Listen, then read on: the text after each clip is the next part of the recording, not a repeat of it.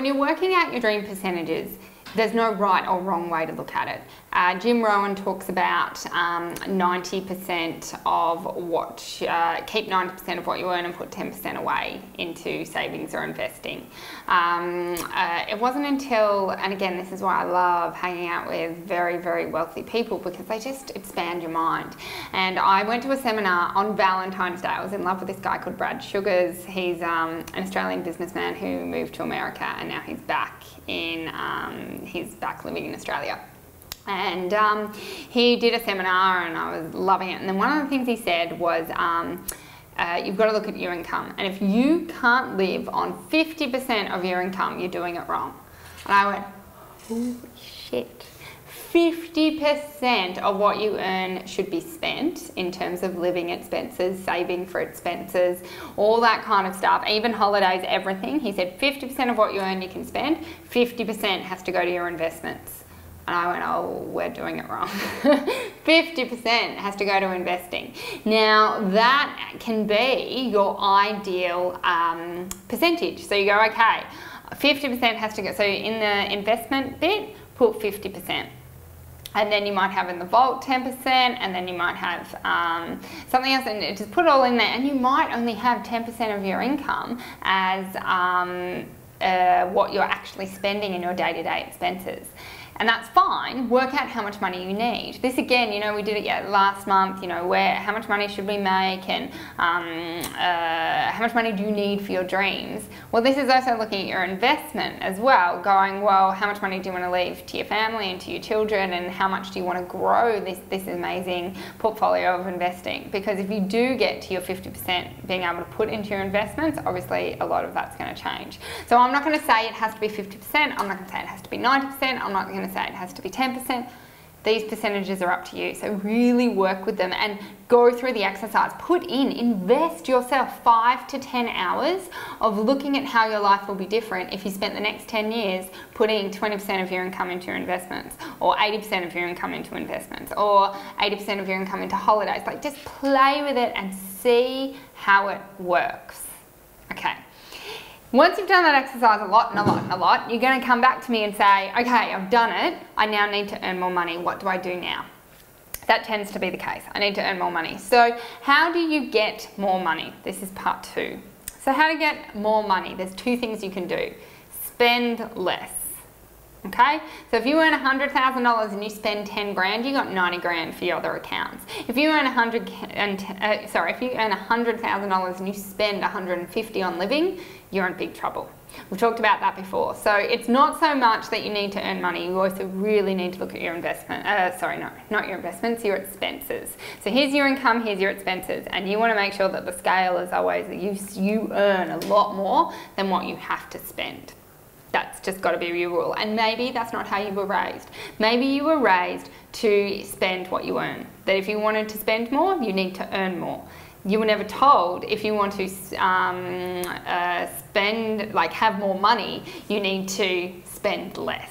Maybe that part of the equation wasn't taught to you. So just really take that on and absorb that as your new reality of going, okay, I can earn more money, but I can also spend less. So one thing I noticed in the UK, I thought it was really interesting. Everyone's going, where do you shop? Where do you get your shopping? What shops?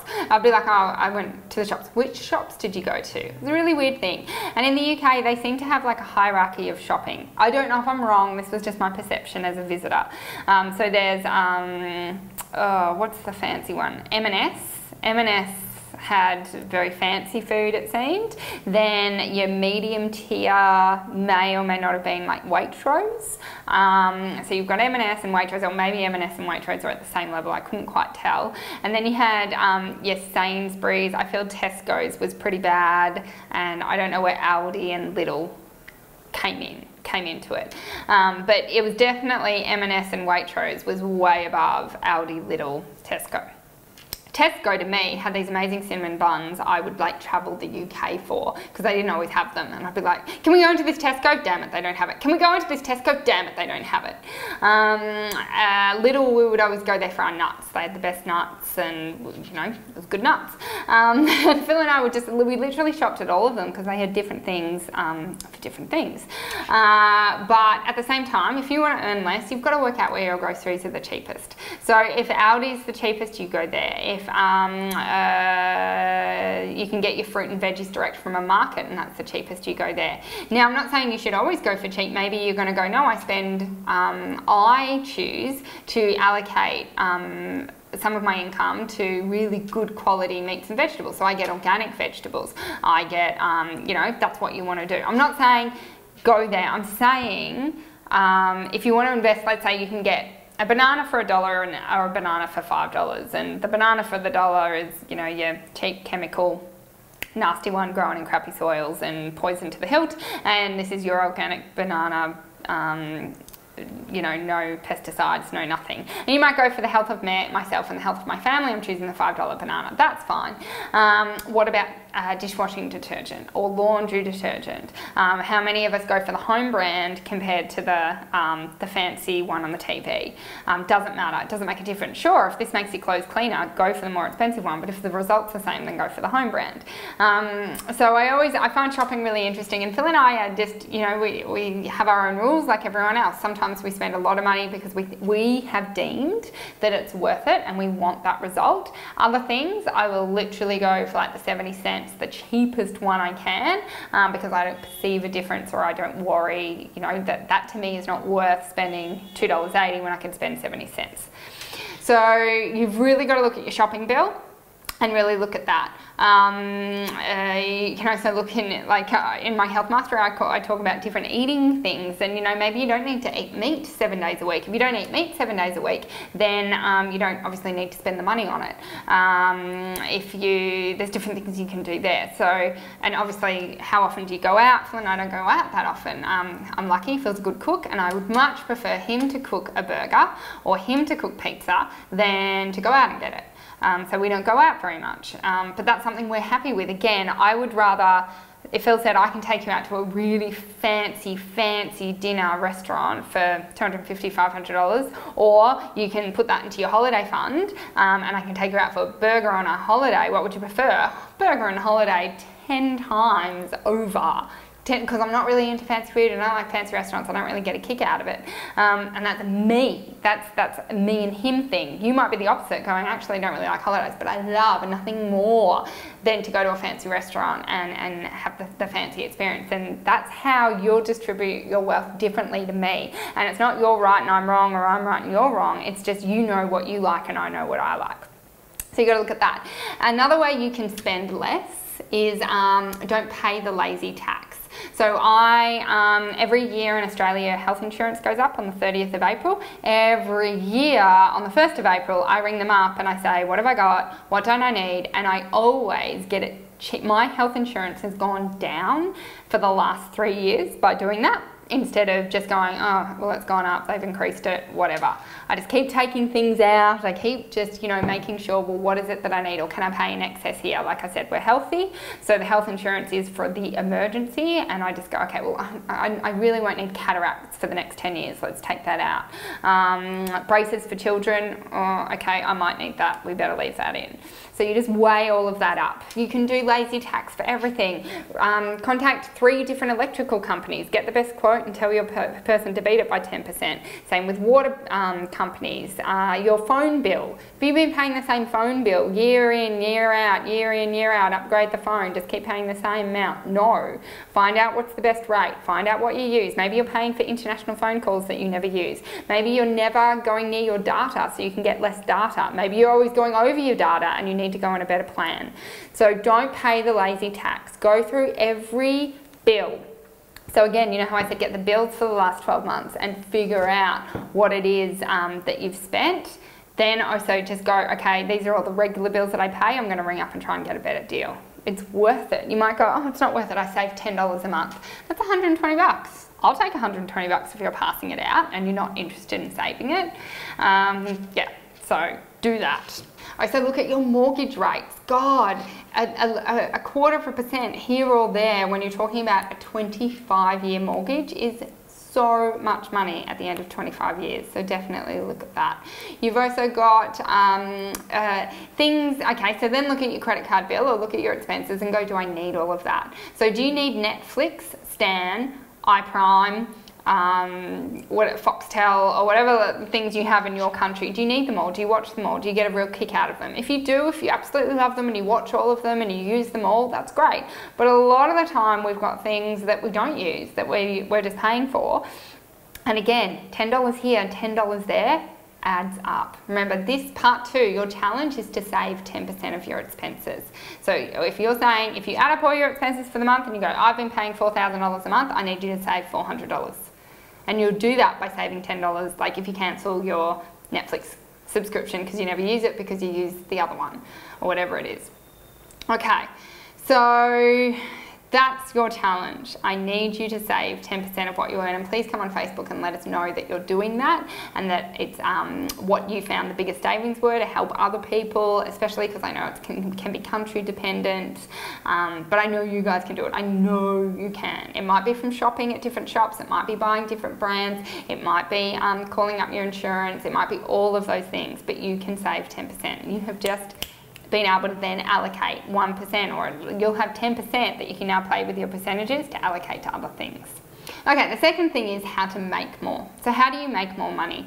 And if you're in a job, the very first thing you can do is obviously ask for a promotion or ask for a raise. Now please don't, so that is not a full stop. Don't now just go to your boss and go, can I please be promoted, or can I please have a raise? You won't get it. Speaking as a business owner, if I'm going to promote someone, or if I'm going to give them a raise, I need a bloody good reason to do so.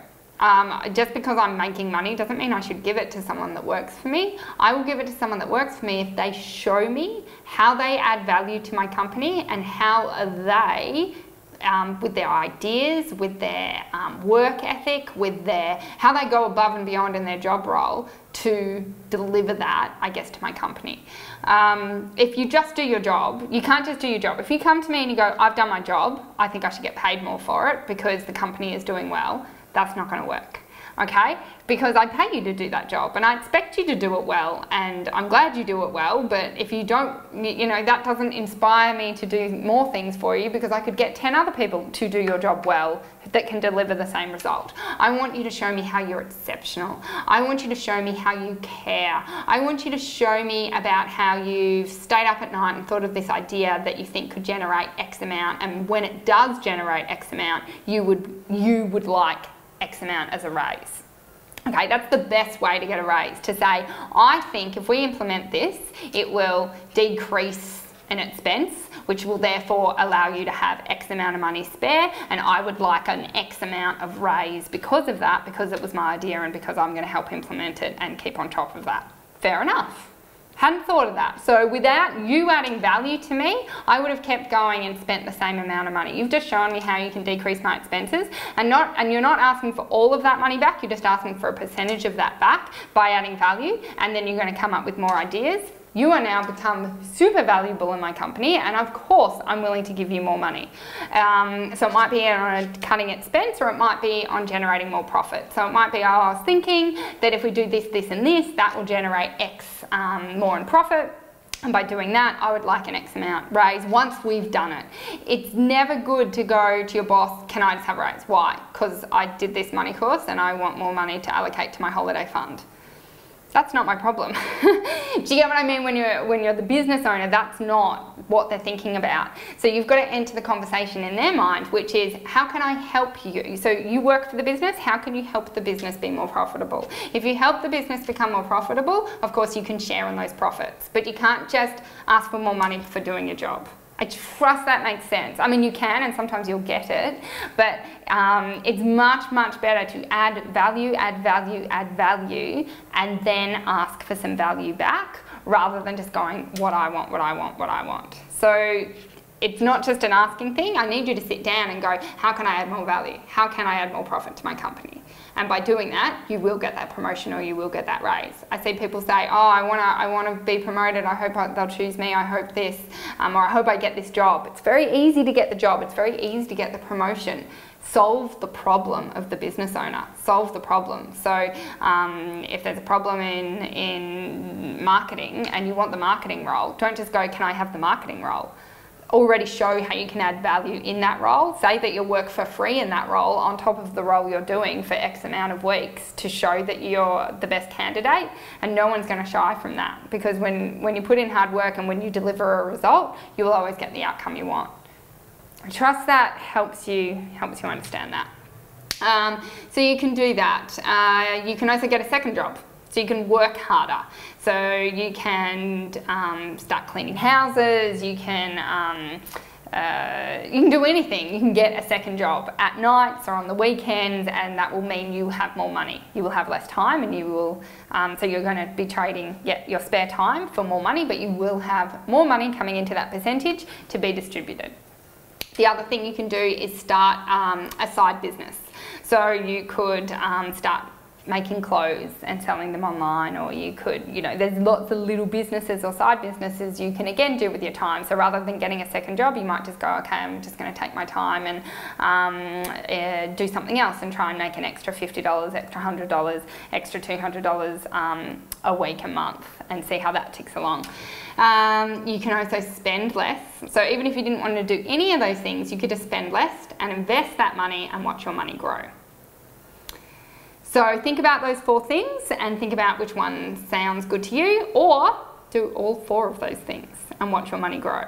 So remember I said, like, money is like an acorn, like you plant the acorn, you wait for the oak tree to grow. You can also, so plant 1 seed and 1 tree will grow, or like I've just given you 4 things you could do. That's like planting 4 seeds. So now you're going to have an orchard of trees rather than 1 tree, especially if that 1 tree gets sick or that 1 tree gets cut down, you're still going to have 3 other trees. So with money, I'm always obsessed with multiple sources of income, multiple trees, and multiple investments, and multiple vehicles to cut my risk, because I'm very risk adverse, and make sure that I'm going to be okay and my family's going to be okay.